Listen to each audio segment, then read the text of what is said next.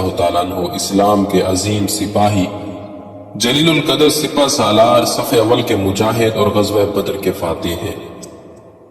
آپ رضی اللہ تعالیٰ عنہ کا سلسلہ نسب یہ ہے کہ حمزہ بن عبد المطلب بن ہاشم بن عبد مناف بن کسی، اور والد کی طرف سے کچھ یوں ہیں: حالہ بنت وحید بن عبد مناف بن زہرہ بن کلاب بن مرہ۔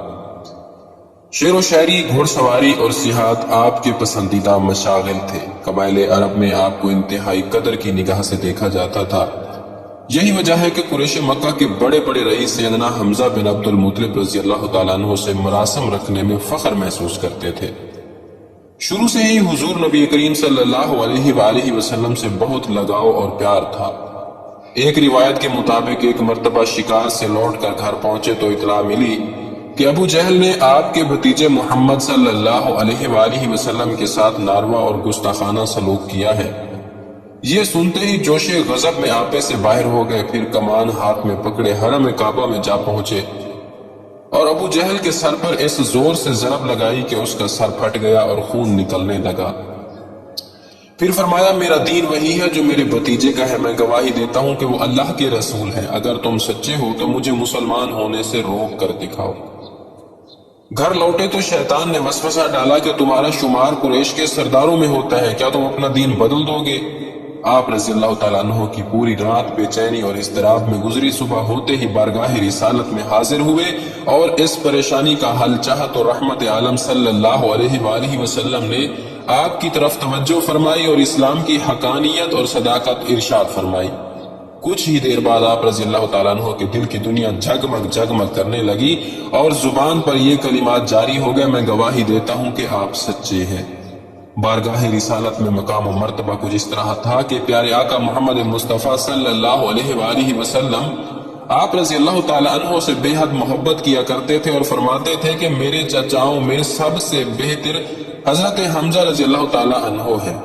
کفار و مشرکین مکہ سیدنا امیر حمزہ رضی اللہ تعالیٰ عنہ اور سیدنا عمر فاروق رضی اللہ تعالیٰ عنہ سے ہمیشہ خائف رہا کرتے تھے۔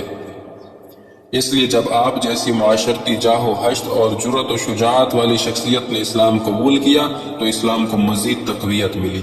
آپ رضی اللہ تعالیٰ عنہ کو امام الملائکہ حضرت جبریل علیہ السلام کی زیارت کا شرف، دونوں قدم مثل زمرد کے سبز تھے، وہ بے ہوش ہو کر گر پڑے۔ نبی مکرم صلی اللہ علیہ وسلم آپ کی جرأت و بہادری کی تعریف فرمایا کرتے تھے۔ آپ نے آخری سانس تک خود کو اسلام کی سربلندی کے لیے وقف کر دیا اور مجاہدین اسلام کے سردار بن گئے۔ آپ رضی اللہ تعالیٰ عنہ ہمیشہ بغیر زرہ پہنے جہاد کرتے۔ سیدنا امیر حمزہ رضی اللہ تعالیٰ عنہ نے غزوہ احد میں عظیم خدمات سر انجام دیتے ہوئے جام شہادت نوش فرمایا۔ ابن اسحاق سے روایت ہے کہ احد کے دن حضرت حمزہ رضی اللہ تعالیٰ عنہ رسول اللہ صلی اللہ علیہ وآلہ وسلم کے آگے دو تلواروں سے جنگ کر رہے تھے اور کہہ رہے تھے کہ میں اسد اللہ یعنی اللہ کا شیر ہوں۔ یہ کہتے ہوئے کبھی آگے جاتے اور کبھی پیچھے ہٹتے۔ وہ اسی حالت میں تھے کہ اچانک پھسل کر اپنی پیٹھ کے بل گر پڑے۔ انہیں وحشی اسود نے دیکھ لیا، اس نے آپ رضی اللہ تعالیٰ عنہ کو نیزہ کھینچ کر مارا اور شہید کر دیا۔ ایک روایت میں ہے کہ پھر حبشی یعنی وحشی نے انہیں نیزہ یا برچھا مارا اور ان کا پیٹ چاک کر دیا۔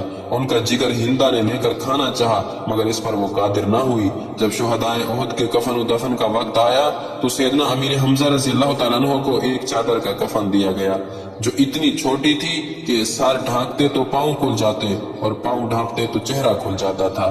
رسول اللہ صلی اللہ علیہ وآلہ وسلم نے فرمایا کہ چہرہ ڈھک دو۔ آپ نے ان کے پاؤں پر حرمل یعنی کہ جو کہ ایک گھاس ہے جسے فارسی میں اسپند کہتے ہیں رکھ دی۔ عمرو بن عثمان الجحشی نے اپنے دادا سے روایت کیا ہے کہ حضرت حمزہ رضی اللہ تعالیٰ عنہ بن عبد المطلب اور عبداللہ بن جحش رضی اللہ تعالیٰ عنہ ایک قبر ہی میں دفن کیے گئے۔ اس روز حضرت حمزہ رضی اللہ تعالیٰ عنہ شہداء میں وہ پہلے شخص تھے رسول اللہ صلی اللہ علیہ وآلہ وسلم نے جن کی نماز جنازہ پڑھی۔ پھر اور شہداء آپ صلی اللہ علیہ وآلہ وسلم کے پاس یکے بعد دیگرے جمع کیے گئے۔ جب کسی شہید کو لایا جاتا تو اسے سید الشہداء حضرت حمزہ رضی اللہ تعالیٰ عنہ کی پہلو میں رکھ دیا جاتا، پھر ان پر اور اس شہداء پر نماز جنازہ پڑھی جاتی۔ اس طرح آپ رضی اللہ تعالیٰ عنہ کو یہ اعزاز بھی حاصل ہے کہ سرور کائنات صلی اللہ علیہ وآلہ وسلم نے 70 مرتبہ آپ کی نماز جنازہ پڑھائی۔ سرکار دو عالم صلی اللہ علیہ وآلہ وسلم باقاعدگی سے آپ رضی اللہ تعالیٰ عنہ کی قبر انور پر تشریف لے جاتے اور دعائے مغفرت فرماتے۔ ابی جعفر سے مروی ہے کہ سیدہ فاطمہ الزہرا رضی اللہ تعالیٰ عنہ سیدنا امیر حمزہ رضی اللہ تعالیٰ عنہ کی قبر پر تشریف لاتی، اس کی مرمت اور اصلاح فرمایا کرتی تھی۔ سرکار دو عالم صلی اللہ علیہ وآلہ وسلم نے فرمایا، میرے چچا حضرت امیر حمزہ رضی اللہ تعالیٰ عنہ قیامت کے دن میری اونٹنی پر سوار ہو کر میدان حشر میں آئیں گے۔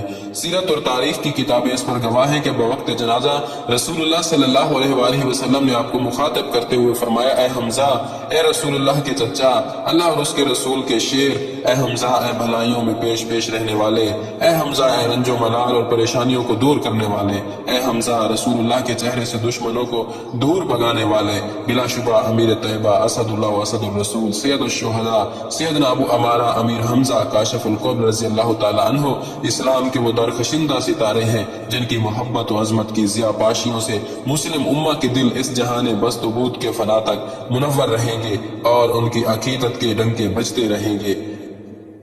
اللہ رب العزت ہم سب کو ہر ایک چھوٹے بڑے گناہ سے